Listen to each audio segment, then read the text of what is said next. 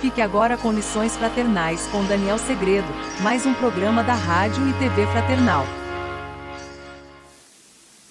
Olá amigos e amigas da Rádio e TV Fraternal, muito bem-vindos a mais um capítulo do Lições Fraternais. Hoje, capítulo 64 do livro Religião dos Espíritos. Meditemos, olha só que tema muito importante, principalmente nos dias atuais. Através da meditação, ou seja, daquele momento que a gente para, como é esse aqui, que você faz a leitura edificante de um livro, onde nós temos uma conversa acerca da espiritualidade, da bondade divina, que a gente vai aprendendo qual o propósito. É lógico que hoje nós vamos ver exatamente isso, que muitas coisas não nos são reveladas por completo, mas sim, como dissemos na aula passada, gradativamente, ou seja, aos poucos a gente vai conhecendo muitas verdades e essas verdades vão nos enobrecendo a ponto de nos estruturar e saber vivenciar o nosso dia a dia, não é verdade? Então, esse é o momento importante de você fazer sua meditação, uma oração, uma prece. Aqui na rádio mesmo tem Evangelho no Lar, todas as quartas-feiras, um momento propício para você e sua família se reunir. Ah, mas a minha família diverge em religiões. Faça você sozinho em termos, porque a espiritualidade o acompanhará da mesma forma que você estará em companhia aqui conosco através do vídeo. Então, assim, os nossos pensamentos convergem com o mesmo propósito. Então, meditemos. Capítulo 64. Revelando avançada paranoia pela hipertrofia do orgulho ante as conquistas da civilização atual, há quem pretenda banir a ideia de Deus do pensamento humano, encastelando-se na demência disfarçada de grandeza. No torvo cometimento, situam-se todos os mentores do ateísmo histórico e prático, notadamente entre os polvos, sequiosos de hegemonia e influência. Todavia, quantos se consagram a semelhante monstruosidade do raciocínio, esquecem-se de que apenas há 4 lustros as nações mais cultas do globo se empenharam em pavorosa carnificina. No prélio terrível, salientavam-se os países superalfabetizados do mundo. Bastaram, porém, simplesmente alguns meses de luta para que se rebaixassem à condição de feras, fazendo renhir as garras sangue-sedentas e fulminando as aquisições do espírito com o objetivo de aniquilar a soberania da razão. Quanto acontece agora, dispunham todos eles de tratados que lhes salvaguardam as instituições livres. Isso, no entanto, não impediu esquecessem os compromissos internacionais, arrasando cidades abertas e incendiando vilarejos pacíficos.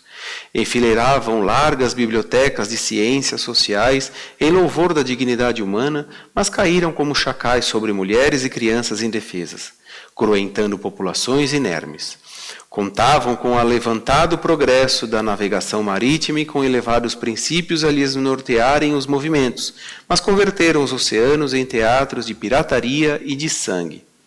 Possuíam as mais nobres invenções, quais o avião e o rádio, o cinema e a grande imprensa, inclusive o domínio iniciante da energia nuclear. Contudo, mobilizaram todos esses recursos no assalto a lares e hospitais, escolas e templos. Nos campos reservados à concentração de prisioneiros, o envenenamento e o suplício da fome, a bestialidade e o assassínio foram considerados atos legais. Do sinistro balanço constataram milhões de cadáveres, milhões de mutilados, milhões de órfãos, milhões de feridos, milhões de desajustados. Não valeram descobertas da indústria, avanços da ciência, alturas filosóficas, ajustes políticos ou exaltações das letras. Tudo desceu às trevas da carnagem. É que, quando a ambição se desregra entre os homens, cresce a força da injustiça e, quando a injustiça se erige como poder supremo na face da terra, habitualmente aparece o esquecimento de Deus no âmago das elites. E, com o esquecimento do Criador, desentendem-se as criaturas, gerando conflito e destruição. Entregue ao livre-arbítrio, nos recessos da própria alma, pode o homem olvidar a paternidade de vida e escarnecer a ideia religiosa que lhe traça roteiro moral, mas tomba nos arrastamentos da irresponsabilidade e da delinquência. Pode, com ingratidão e crueldade, pregar a vida o desrespeito a Deus, mas a vida lhe responde com as trevas do caos. Esse é o capítulo 64. Meditemos, ou seja, ele está nos chamando a uma reflexão acerca de tudo que a ciência nos traz. Mas vamos lá, jamais denegrir a ciência, jamais menosprezar a ciência. Pelo contrário, é aquilo que a gente lê em toda a lição do Evangelho, mas que está de forma implícita, o equilíbrio. Saber que a ciência é de extrema importância para todos nós, mas não só a ciência. Né? Não viver só pautado na ciência. É como ele deu exemplo aqui, que através da ciência nos deu muitos mecanismos, através da inteligência de cientistas, criar novas fórmulas, novos medicamentos, mas ao mesmo tempo criou também o que nós chamamos daquela guerra silenciosa, através de doenças que surgem, de meios pelos quais podem se transformar, aquilo que é para o bem se transforma para o mal. Então, através da inteligência, criou a bomba. Para quê? Para aniquilar milhares de pessoas, até uma nação inteira. Então, nesse sentido que ele fala de meditar, que a ciência é de extrema valia, mas quando ela vai para o bem e não quando ela vai para o mal. E aí faz relação esse texto 64, meditemos, a questão número 4 do Livro dos Espíritos, onde Allan Kardec perguntou: onde se pode encontrar a prova da existência de Deus? Aqui era Allan Kardec, numa pergunta, perguntando sobre essa existência de Deus. E a resposta dos Espíritos foi a seguinte: num axioma que aplicais às vossas ciências, não há efeito sem causa. Procurai a causa de tudo o que não é obra do homem, e a vossa razão responderá. Ele começa aqui dizendo, num axioma que aplicais às vossas ciências. O que é um axioma? Isso está no dicionário. Premissa considerada necessariamente evidente e verdadeira, porém ela mesma indemonstrável. Ou seja, é uma verdade evidente, mas não se demonstra. Né? E aí a ciência nos ensina muito, a ciência nos prova muita coisa, tanto que qual é o tripé do Espiritismo? Ciência, religião e filosofia. Ciência porque o Espiritismo também é uma ciência, mas não é a ciência, não é soberana às outras, pelo contrário, ela se aproveita das outras para aprimorar, para enriquecer, para somar conhecimento. Né? E a ciência, o Espiritismo faz o quê? Essa relação entre o mundo corporal e o mundo espiritual, ela nos ensina, nos demonstra a origem desses espíritos que somos nós, para onde vamos, onde chegamos, onde poderemos chegar e o que pode nos acontecer através do quê? Das leis divinas, como ele disse aqui, causa e efeito. Então, nós sabemos que somos como São Tomé, né? A gente só acredita vendo, a gente só acredita tocando, e aquilo que a gente não vê, a gente tem muitas das vezes tem uma certa dificuldade, mas aí entra o lado da crença, entra o lado da nossa percepção mais sutil, que é naquilo que alimenta a minha esperança. E é muito bom ser questionador, é querer saber para aprender, mas é aí que está, a gente não dá para viver só de ciência, porque chega até certo ponto, a ciência é taxativa e ela explica daquela maneira, e muitas das vezes não há uma explicação para isso. A gente vê de forma mais evidente em doenças, por exemplo. Há muitas outras explicações que tenta nos ajudar para reconhecer aquilo que a ciência não nos explica. Explicando isso que eu quero dizer.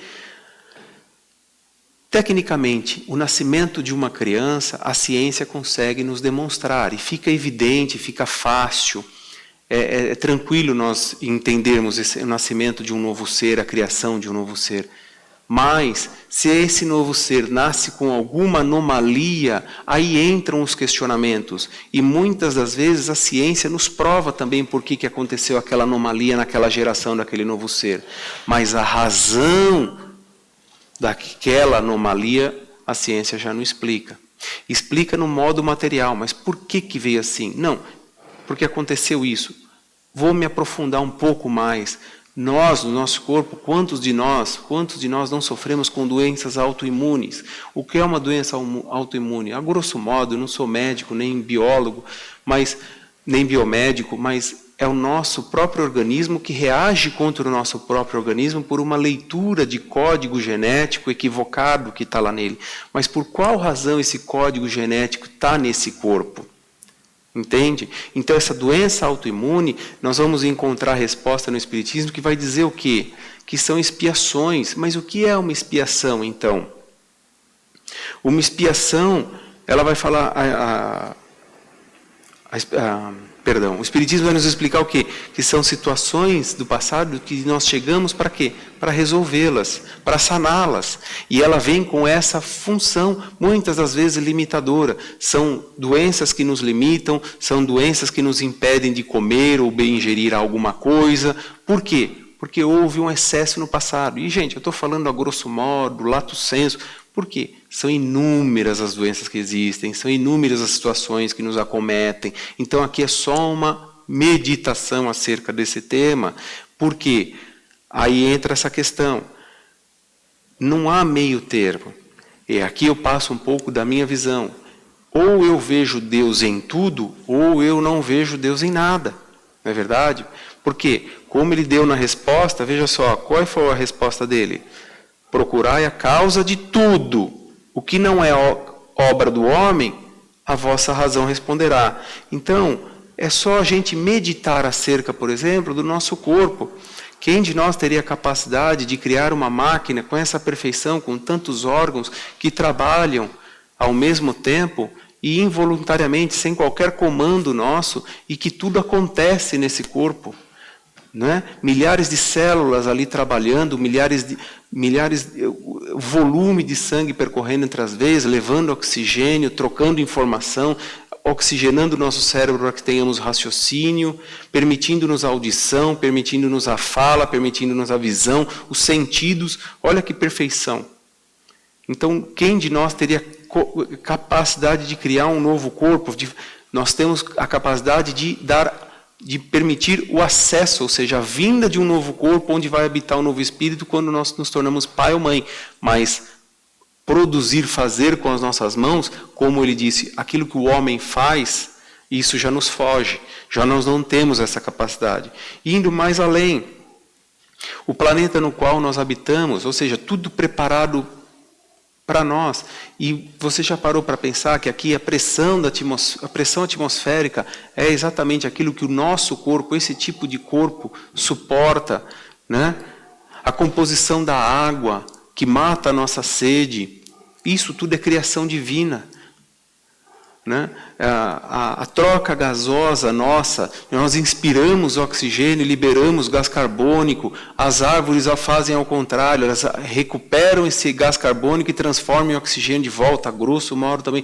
Então olha só que sincronismo do mundo, tudo acontecendo, e isso que eu não estou nem saindo do planeta Terra, porque se nós falarmos em questão de universo, se nós falarmos de outros planetas que existem ali, mas lá as pressões atmosféricas são diferentes, talvez não exista, nunca tenha existido água lá, mas por quê? Porque lá são outros tipos de vida que existem. Então veja só a capacidade criativa, divina de tudo isso, e que para nós somos pequeninos ainda perante tudo isso, e temos muito a aprender, e muitas coisas vão nos sendo reveladas. Por quê? O tempo vai passando, o momento certo. Veja só também, o momento certo de cada gestação, né? Cada animal, seja racional como nós, seres humanos, tem um tempo de gestação, o outro animal tem um outro tempo de gestação, o outro, cada um tem um tempo, e tudo existe uma razão e um sincronismo em tudo isso acontecendo. Então, por isso que eu costumo dizer, com todo respeito à sua visão, mas na minha visão, ou você vê Deus em tudo, ou você não vê Deus em nada. Porque aquilo que a ciência consegue nos explicar perfeitamente, mas com todo esse sincronismo, com tudo isso, para a nossa capacidade interpretativa, muitas das vezes é complicado, como nós dizemos. Mas nós temos condições de aprender a tudo isso. E é no caminho do bem. E aí? Deus é tudo de bom, não é verdade? Então meditemos acerca disso e comecemos a observar. Um segundo que seja, esse momento de meditação, tudo que nos acontece, principalmente olhar o lado bom, que muitas coisas acontecem, mas passam desapercebidos em muitas das vezes. E esse é o caminho, é meditar. E ver como Deus é bom o tempo todo. Eu vou ficando por aqui, a semana que vem a gente se vê. Até lá!